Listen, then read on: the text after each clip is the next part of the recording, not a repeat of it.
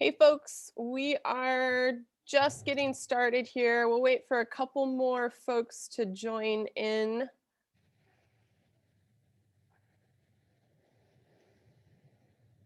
Great, I see people popping on.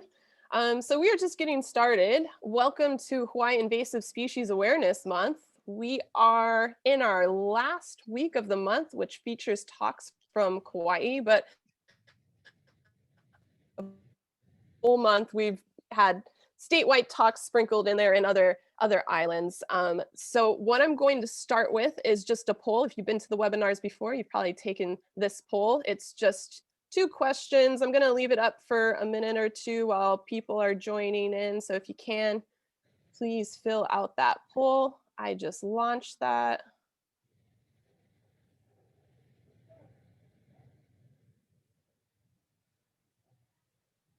Folks just joining in, I have a poll up. If you could just answer some of the questions. It's just 2 questions, takes a few seconds. I'll leave that up for a little bit. My name's Chelsea. I'm a planner with the Hawaii Invasive Species Council, and we've had a really great month of webinars and activities from across the state talking about invasive species. We're finishing up our last week here, but we are working on all of our recordings and posting those to our Hawaii Invasive Species Council website.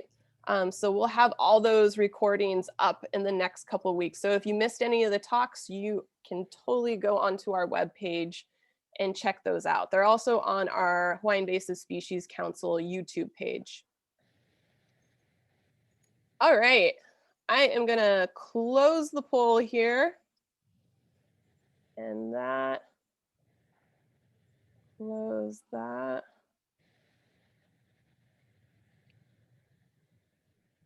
And we can get started here. So once again, thank you everybody for joining our Hawaii Invasive Species Awareness Month. We have a really great talk today, Cat Safe, Wildlife Safe Kaua'i. We have Helen Raine, who is a conservation specialist for the Pacific Birds Habitat Joint Venture. Hawaii Pacific Birds focuses on wetlands across the Hawaiian Islands, working in partnership to increase the acreage, excuse me, and the quality of wetland habitat for native and migratory birds. Helen has worked in conservation for over 19 years in England, Malta, Peru, Zambia, and Hawaii. Wow, that is a really diverse ecosystem. That's really cool. She has an MS in conservation from the University of College, and we're really happy, excuse me, to have her here today presenting for our Hawaii Invasive Species Awareness Month. So folks, just real quick before we jump into the presentation, the chat box is open. You can type in questions to the Q&A. We'll have time after Helen's presentation for some discussions. So Helen, go ahead and take it away. Thanks so much. That was a great introduction, and I'm very pleased to be here. I'm based on the island of Kauai, although, as Chelsea said, the joint venture here represents all of the Hawaiian Islands. So we're talking about Cat Safe, Wildlife Safe Kauai. I'm also part of the Kauai Wildlife Coalition, so this also includes their work. Have a go at advancing here. Whoops, there we go. Okay, so the joint venture is focusing on wetlands in Hawaii, and that means a really exciting suite of birds. I call these ones the big 4, so the big 5 if you include nene, and they are actually some of the rarest birds in the world. And to understand why these birds are so special, we need to take a quick trip back in time. So it's kind of like a story of evolution that leads to why these birds are particularly special and why this ecosystem is special. So as we all know, we're here in Hawaii, sat on that gigantic mantle plume, which is popping out islands from Kauai, 5 million years old, to the ones that are still forming underneath Big Island. And really the point of that introduction is that we are so incredibly isolated. We're 2,500 miles from North America and 1,800 miles from the next island chain. And so evolution basically just had a field day here, blows the Galapagos out of the water with their 12 finches or whatever it was. We had something like 50 finches created through adaptive radiation. And we also got our special water birds as well. So they evolved in isolation, and really their predator strategy was to be somewhere where there weren't any predators. So some of those big geese, like the moanalu, the tortoise-billed geese, they lost the ability to fly because that just wasn't an asset to them anymore. And of course, when humans arrived, things changed pretty dramatically. So if you'd lost the ability to fly, you were kind of in trouble. But for our water birds, the arrival of the Polynesians was a bit of a boon, because they started using the amazing resources, the water resources that we have here, to grow the staple crop taro. And that was just fantastic news for the water birds. So like the ale ula, our Hawaiian common gallinule, they really started to thrive, and they became deeply entwined in Hawaiian legend and culture. So the ale ula is actually the burned forehead. That's what it means. And it was a legend that the birds stole fire from the trickster god Maui, and gave it to humans because it felt sorry for them because they were all cold and wet. And then in revenge, Maui branded them. And so these birds are doing pretty well in Hawaiian times. And just as an aside, if you do spot Hawaiian gallinules out in the wild and you see these bands on them, then report them to Fish and Wildlife Service, because that's helping us to track whether these birds are moving into island and where they're going. So we've got the common gallinule, we've got the Hawaiian coot, the ale keo, with those amazing lobed feet. We've got the Hawaiian stilt with those incredibly long legs. They've got the longest, second to longest legs per body size in the avian world, second only to the flamingo. And they do retain some predator strategies. They must have arrived later than the other birds, because they can kind of draw predators away with a broken wing display and fool them with a fake nest. And then we've got the Koloa Maoli, or the Hawaiian duck. They actually have my favorite legend.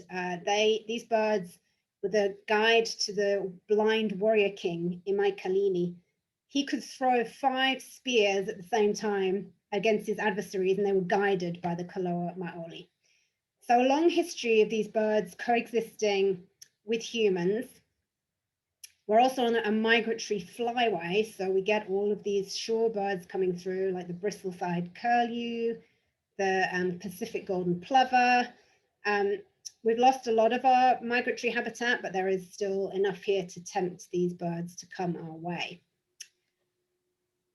But there is trouble in paradise. So basically, with the arrival of Europeans, although the Polynesians had brought rats, which were obviously problematic, and pigs, we got a lot of additional predators that these birds just didn't know how to cope with. They had not evolved with mammalian predators, and it basically meant trouble.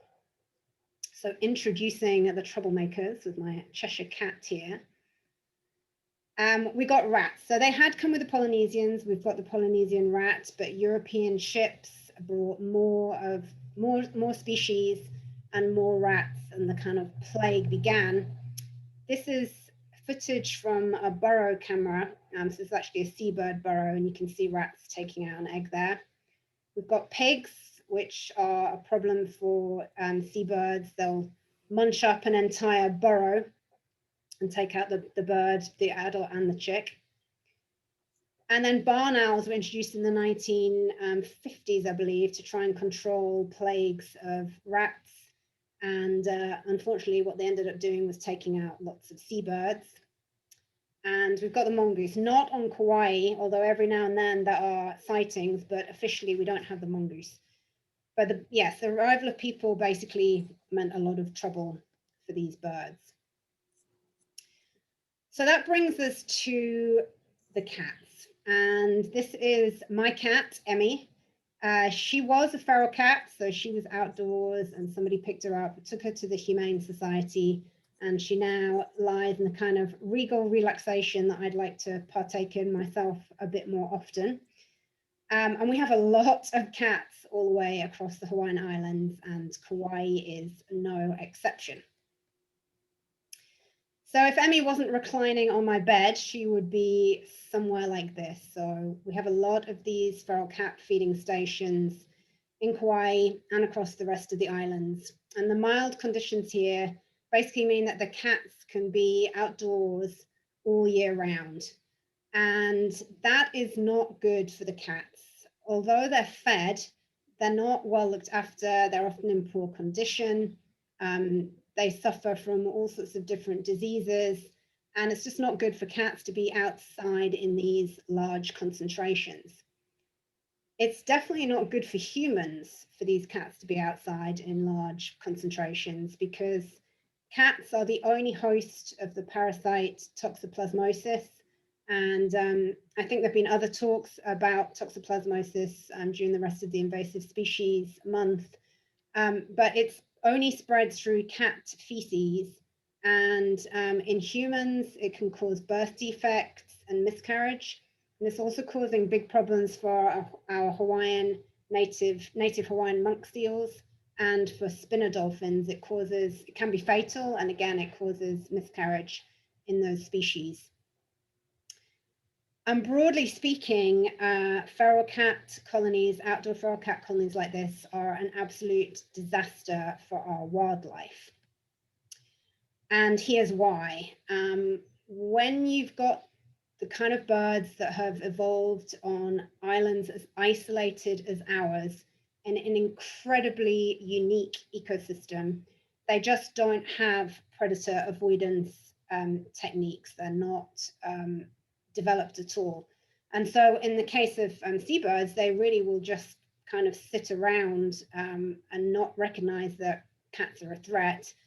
And the water birds are a little bit more wary, but they have no real defenses against cat predation. So there's a series of stills here from Nest cameras of cats taking out our endangered water birds. And some of these birds are down to really small numbers. So the ale'ula, the Hawaiian common gallinule, they're thought to be only around 1,000 left in the world. And the majority of those are on Kauai, and there are some on Oahu. They've actually been extirpated from the other islands. They would have been across the Hawaiian island chain in all of the wetlands, and now they're limited to Kauai and Oahu. Even the Hawaiian coot, there's maybe 2,000 pairs. The Hawaiian stilts, there could be between 2,000 and 3,000. And then the Koloa maoli, the Kaua'i duck, there's maybe 1,000 birds that are purebred, because they do interbreed with domestic mallards. And so Kauai, which has all of the species, and we have a great population of nene, we really are the Noah's Ark for these birds. We're an incredibly important island. We're sort of the last stronghold where they're still doing pretty well. And what we're seeing is these highly endangered species being lost to cat kills at a really high rate. In the Hanalei National Wildlife Refuge alone, hundreds of these endangered birds were lost over a 4-year period, and that is just not sustainable. And here's another example of why. Again, this is a nest cam with a cat reaching out for a water bird egg down the bottom there.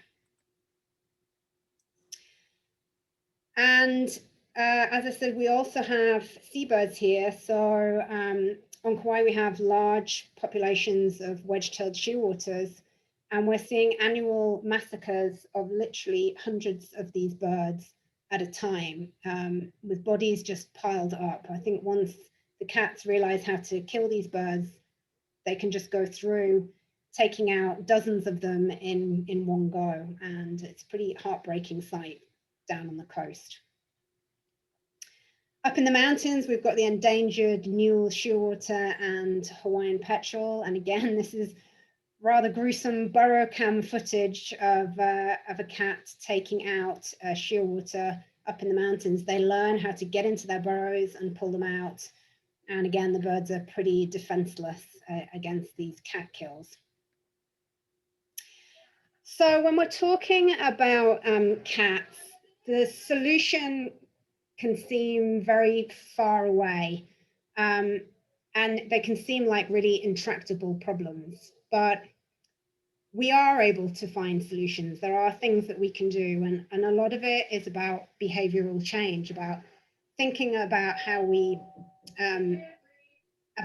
behave.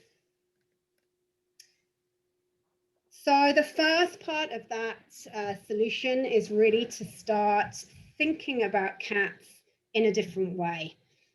Thinking about cats in the way that we think about dogs. So most responsible dog owners would not let their would not open the door and let their dog just kind of roam around outdoors in the neighborhood. But I certainly grew up with it being perfectly normal to kind of open the door, let your cat out at night, and then open the door again in the morning and have it come back in. That was totally normal behavior. And I feel like my attitude towards that started to change after I set up a banding project in my back garden. So in the UK, you can get a banding license after going through a kind of 2-year training period. And then you can have your patch where you choose to do your banding. And you're free to kind of go ahead and band those birds. So we started banding in the back garden, and we got a lot of band recoveries back. And the reason for that was that basically the neighbors' cats were catching all the birds that we were releasing, and they were getting taken out and basically eaten by cats. So it was the beginning of understanding that the cats in the neighborhood were taking out birds, and I'm sorry, just hold on for 1 second.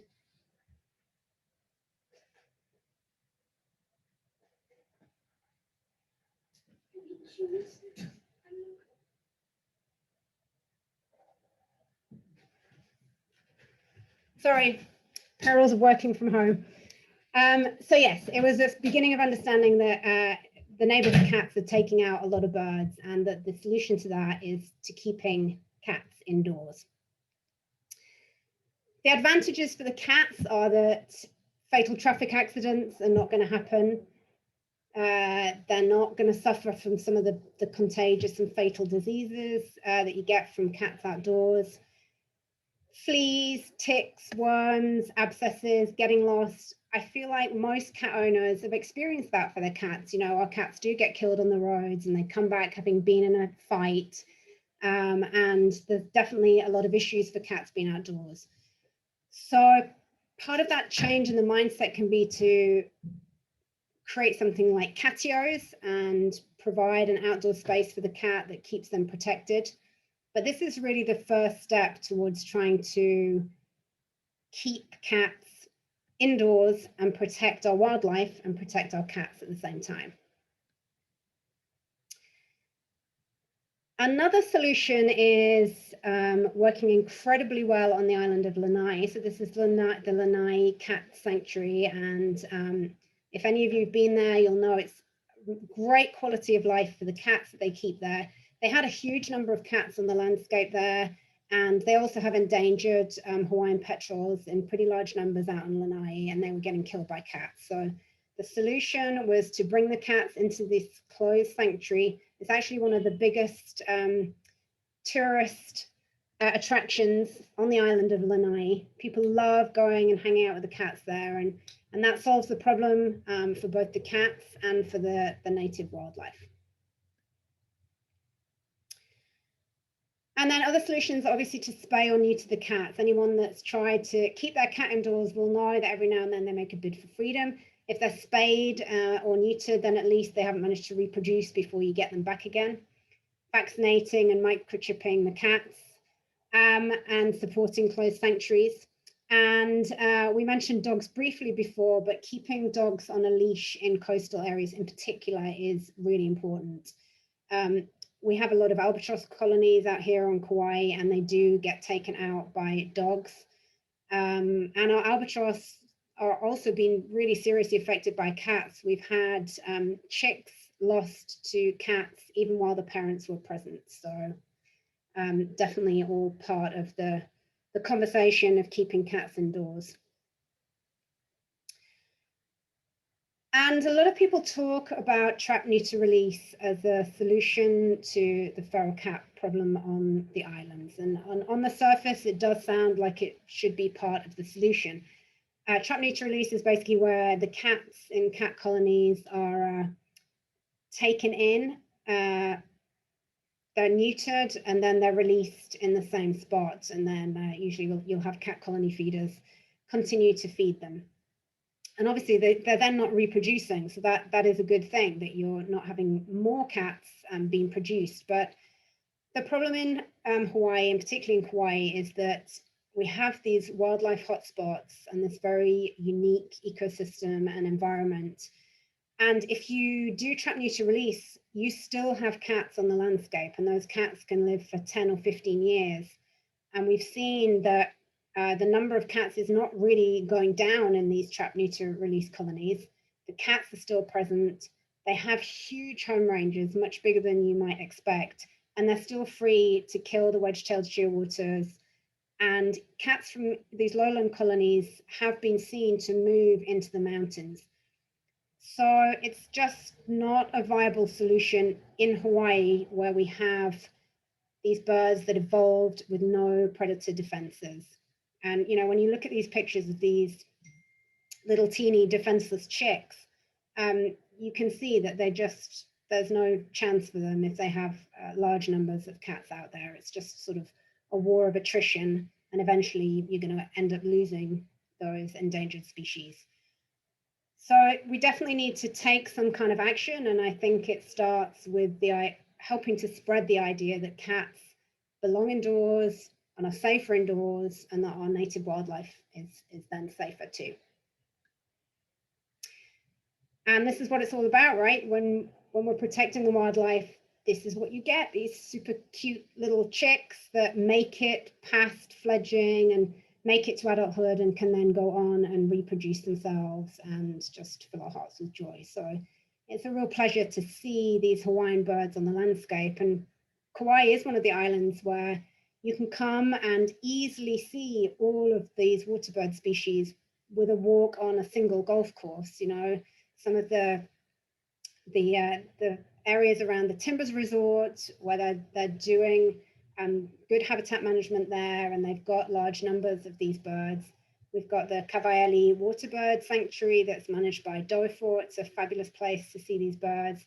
Hanalei National Wildlife Refuge has got high numbers of these birds. So we want to keep it that way. We want people to be able to get out and see some of these special birds for themselves. So we produced these leaflets, the Cat Safe, Wildlife Safe Hawaii leaflets, with a little bit of information about how you can help keep cats safe and keep the wildlife safe. This website, the kauaiwildlife.org, there's lots of information there, including a map on where to watch waterbirds in Kauai. And then you can visit us as Pacific Birds as well and subscribe. I'd just like to thank Hob Osterlund for our photographs and all the members of the Kauai Wildlife Coalition. Thanks very much. Thanks, Helen. That was just great and full of really interesting information. I mean, there was a lot of really good information, but I'm stuck that IO have the second longest legs compared to flamingos. I knew they were really cool. Yeah. So we do have a couple of questions here. I just want to read one of the chat comments here from one of the attendees. My daughter is partially blind in one eye because of toxoplasmosis. Apparently, when you have it, it can stay in your body and reactivate randomly through your life. And if it happens when you're pregnant, it can cause blindness in the baby, which I never knew. I mean, I'm starting to learn more about the impacts on human health of toxoplasmosis, and then also what we're seeing recently with monk seals and other marine mammals being impacted by toxoplasmosis. Yeah, I'm really sorry to hear that. And that is a big driving force, actually, and the work that's going on here, especially trying to ensure that feral cat colonies that are being fed near places where people are going to be playing with their kids on the beach. And often those places are often near wildlife hotspots. So we really want to focus on those areas to try and make sure that the cats are moved away from there and that we find other solutions. And that can include closed sanctuaries, but it does need to include having the cats not return to those areas. Feeding cats outdoors in those areas is just not okay, and we've got to make a change there. Yeah, thank you, Helen. Couple of questions regarding the cat sanctuaries. I might just read these back to back. So, how do they keep the cats from scaling the fence at the sanctuary? And how can folks get more information on closed sanctuaries for cats? Yeah, they've it's been a challenge, but I think I don't know whether I can skip back. Let's see. Yeah, there we go. In this picture, you can see they've got a kind of angled, kind of like a hood. And I believe that they've actually put up a second line of defense as well, because they were worried about hurricanes or, the fence coming down in some way and letting the cats out. So they're definitely very serious about keeping their cats protected and inside the sanctuary. And kind of, I see this last question along those lines. Who pays for cat sanctuaries? Yeah, that is the challenge. The owner of most of the island of Lanai is an animal lover. He's a huge wildlife supporter and he's done a lot for endangered birds there. But he also wanted to ensure that cats were protected too. And so I believe, he covers the cost of this sanctuary. But there are other ways to do it, crowdsourcing, grants. It is a challenge to pay for this, but it's definitely something that we need to kind of try and figure out, because it is a big part of the solution. Yeah, I see another question are there any plans for sanctuaries on other islands, or are there sanctuaries on other islands? Yeah, I believe there are people trying to build a sanctuary on Kaua'i, and I think that the financial constraints are part of the issue there, but they are working to achieve that, so that there's somewhere, if you are going to clear out a colony, somewhere to take those cats. Yeah, thanks, Helen. And I see, okay, sorry. Let me scroll up. I do see a comment from Franny. I had a friend with a cat sanctuary in Volcano, same kind of thing with the fence. It was her personal funds and donations, and she did all the care. Okay, so good to know about that one. Thanks, Franny. Let's see. We got a lot of things going on in the chat. Let me just make sure I'm getting those. I see Mahalo Helen. Please mention the concept of wildlife friendly business and how we've been preparing to launch the concept. That sounds like Hob, who might be your friend. Yes, thank you. Excellent reminder. Yeah, we've been putting together a project, and we were lucky enough to be able to work with a participant in the Rise to Work scheme that the county of Kauai funded, which was hugely helpful.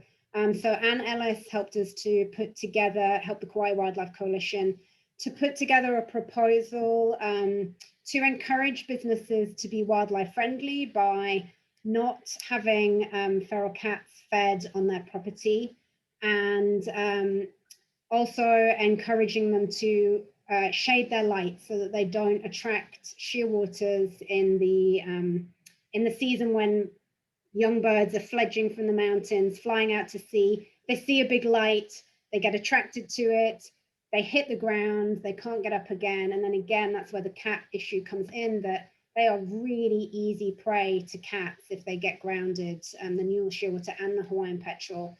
Some of them do end up at SOS, and we've actually put tracking devices on them and seen that they have really great survival rates if they're rescued, but many of them will not get rescued and they will get predated by cats and other species. So Yes, we're looking to kind of recruit businesses who are interested in being wildlife friendly businesses, and we'll be working to expand that scheme shortly.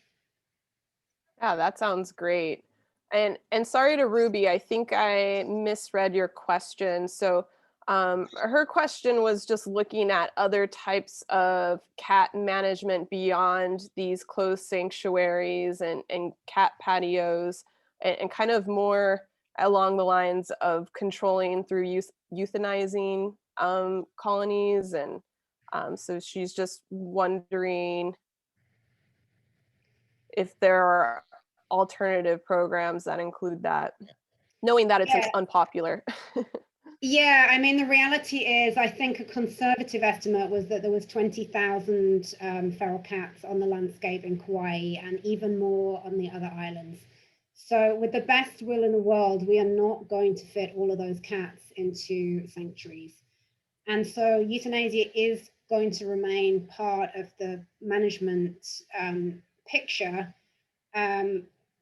We, especially in areas where we know we've got some of the rarest birds in the world, you know, when you're down to maybe 1,000 birds of one species, you have to take the measures that are necessary to ensure that those native Hawaiian birds don't get killed by an introduced species. And that's what cats are here. You know, we love them, they're our pets, they're great when they're indoors with us, but they're not part of the Hawaiian landscape. And so in some cases, euthanasia will be part of the solution.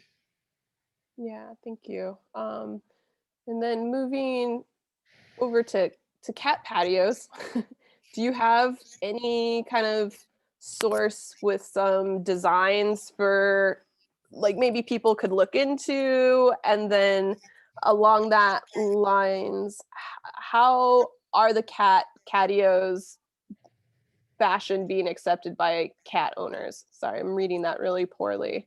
But I guess, are people into that?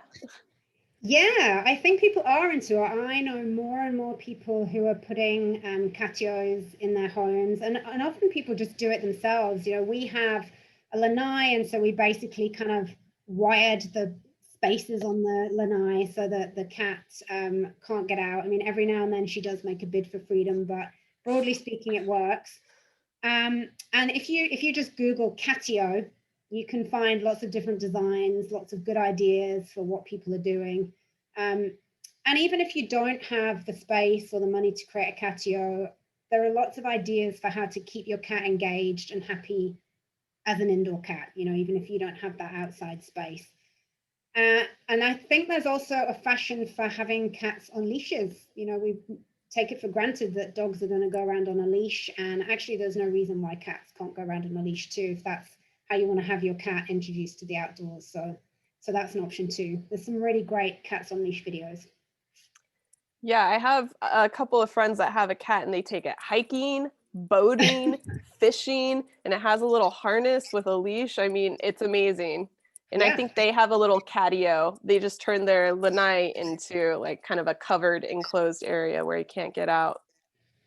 And it takes a while to get your head around the change in mindset. I mean, like I said, I grew up with our cat merrily going out and coming back in the morning, and it does take a while to rethink a new normal, but it doesn't have to be that way, especially if it's wiping out our native birds. So yeah, it's just about getting your head around it, really.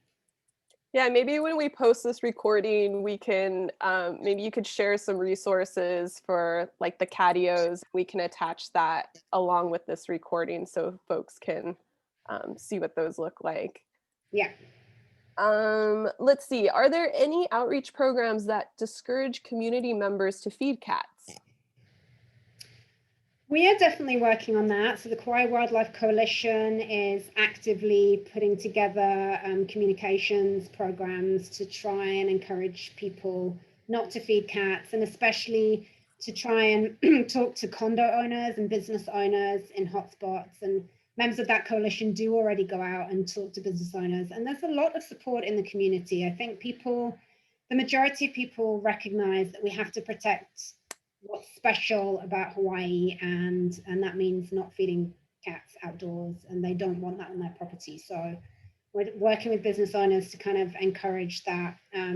So yeah, we'll have more communications information out there shortly. But I think American Bird Conservancy especially have done a lot of great work on that topic, and they have a lot of resources on their website if people want to look into that further.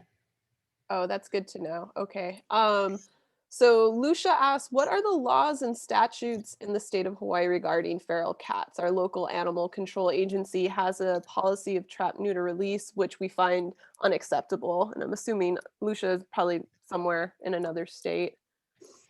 Yeah, that is a complicated issue, and I am definitely not an expert on it, but there are experts in the state who can help with that. Patrick Chi from DOFOR, he is an expert on the laws here. And then Grant Sizemore from American Bird Conservancy, he knows an awful lot about the laws across the rest of the states.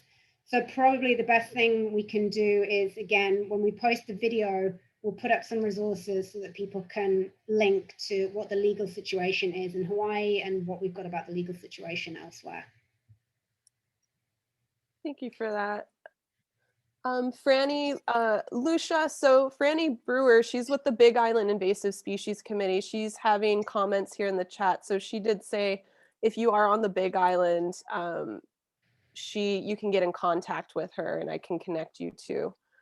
So she might be able to help with some county level rules in that regard.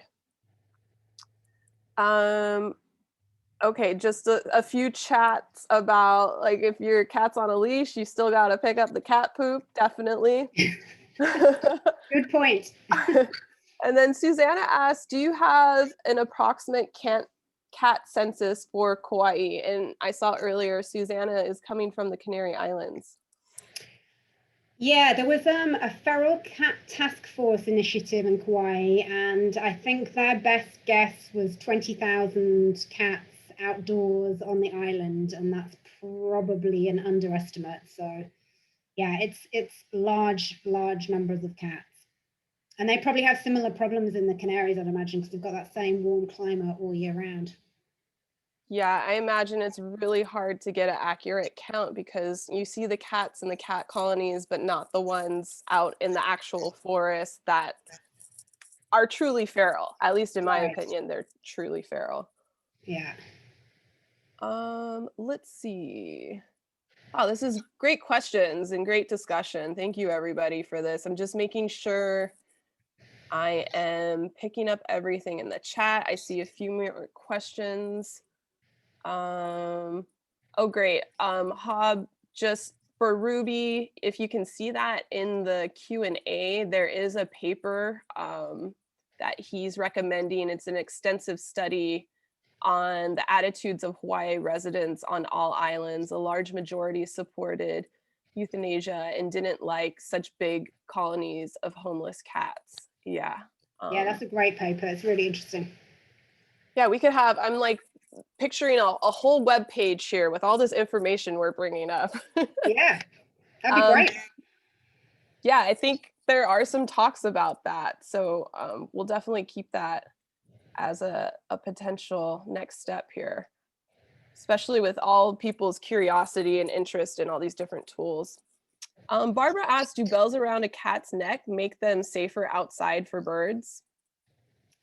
I think it does help, but I have personally had a cat with a bow around its neck, and I've seen it leap off my wall to take swallows out of the sky. So it's, yeah, I mean, those techniques are better than nothing, but the top-notch solution is the indoor cat. Oh, great. And I see Franny in regard to that webpage. I'd be on that working group. Awesome. It starts. It begins. Will eliminating feral cats have an impact on the number of rats? Yeah, so I've seen some interesting research on that suggests that when you remove feral cats, you might see more rats because they become slightly less wary, but cats can't actually take out a sufficient number of rats to really make a difference. So I don't think people should be concerned about removing cats because there's going to be an upsurge in rats. That is not borne out by the science that I've seen. And I think it's certainly the case that cats are such efficient predators of our native water birds that even if it were the case, we still have to remove the cats from wildlife hotspots to protect our native birds. And most of strategies also include rat control at the same time anyway.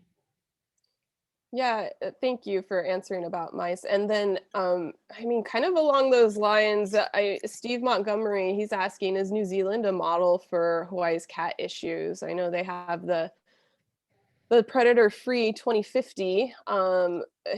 You know, do you see anything to that extent being applied here? Yeah, I mean, I definitely look to New Zealand as a great example of working with local people to help make that switch, to help people think about cats as not belonging in their islands because they've got the same issues as us. They're far flung. Their birds are ground birds. Again, they didn't evolve with predators. They're really special, really endangered. And I think they've done a great job at reaching out and helping people to understand why we need to keep cats indoors, and if they're outdoors, they need to be removed. I really support their approach to it, and I think they've brought people along with them, and we'd like to do that too.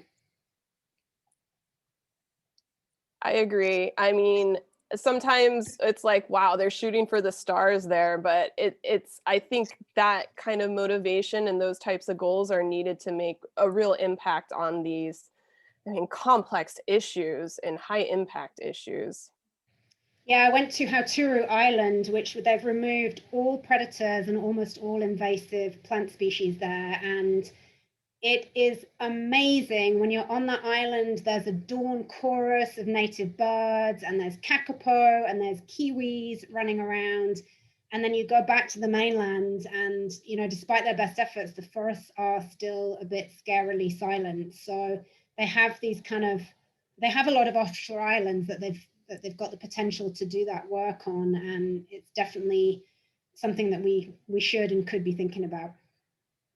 Yeah, our native species are resilient, and it's amazing once you take out some of these predators from these systems, what comes back. I mean, Yeah. it's things are just waiting, and I see it near my house at Hei'ia State Park where they've been doing the fish pond restoration and surrounding restoration on that whole estuary system. And the native water birds are I've never seen before are just flocking to that site now. So it's really amazing to see that. That's great to Um, hear. let's see. Hob just more of a comment. We recommend electrocution style traps for getting rid of rats. Inexpensive, not messy. Probably it sounds humane and cheaper than feeding a feral cat, and way better for our native wildlife. Thank you for that. I mean, obviously, these land predators, I mean, there's a lot of tools, and we do look to places like New Zealand that are a little bit ahead of the game and have kind of more, I don't want to say they're more lax about their trapping and what they can do, but I don't feel like they have as much oversight. Um, that's not the right word either, but they're definitely ahead of the game with their trapping techniques in New Zealand, and so we look to Yeah, and they them. use the good natures as well for rats, and then for some of their smaller mammal predators. And those are resetting traps, which the rat gets killed, and then the trap resets itself. It's like a carbon dioxide injected, kind of like a bolt. It's instant, it's humane for the rat, and it resets, so you don't have to have someone go out and check on that. So that is definitely a great solution. Yeah, humane and cost effective for conservation. It's like a It's the way necessity. forward. Yeah. Yeah. One last question. We're pretty much at the end of our time, and I don't know if this is for Koho'olawe. Do you know how many seabirds and cats are on that island? They do still have cats, and there has been talk about trying to remove them, but I think the unexploded ordnance is the issue there. because obviously the cats can be anywhere, but unfortunately they've got some, green zones, but they've still got unexploded ordnance. So I don't think it's necessarily a complete deal breaker, but it's definitely a deal challenger. And they have migratory birds for sure, and we've just been working with them. The joint venture's been working with them to put together some grant applications to expand their wetlands. So they have water birds present as well. I'm not sure about their seabirds actually. I don't know whether they have the endangers, but I'm sure they must have wedge-tailed shearwater. It seems like the perfect place for them. Yeah, well, that was wow. You answered every question, and there were a lot of questions across a span of four as well at the same time. So that was good going. It was great. Unexpected delivery. Yeah, sorry about that. No, this was great, and thank you to all the attendees for the great discussion. And I love it when like these webinars and talks come up with some ideas and actions that we can work on in the future. So Helen, thank you for the information and all the work you do over on Kaua'i, and kind of just making us all aware statewide and globally here, because we do have an international audience, about what's happening here with feral cats and what we can do to help the situation. Again, the recording, we'll have that posted probably in the next week or two to our HISC webpage that you guys can check out. And hopefully we can tack on some of those resources we talked about. And I see in the chat, just great presentation. Thanks all around. So again, thank you, Helen, and look forward to HISC in the future. Yeah. Yeah, definitely your work this month has been fantastic. I know you must all be exhausted, but big thumbs up from us. You guys are doing all the work. I just do 5 minutes of talking. Okay, mahalo everybody. Take care. Bye. Bye.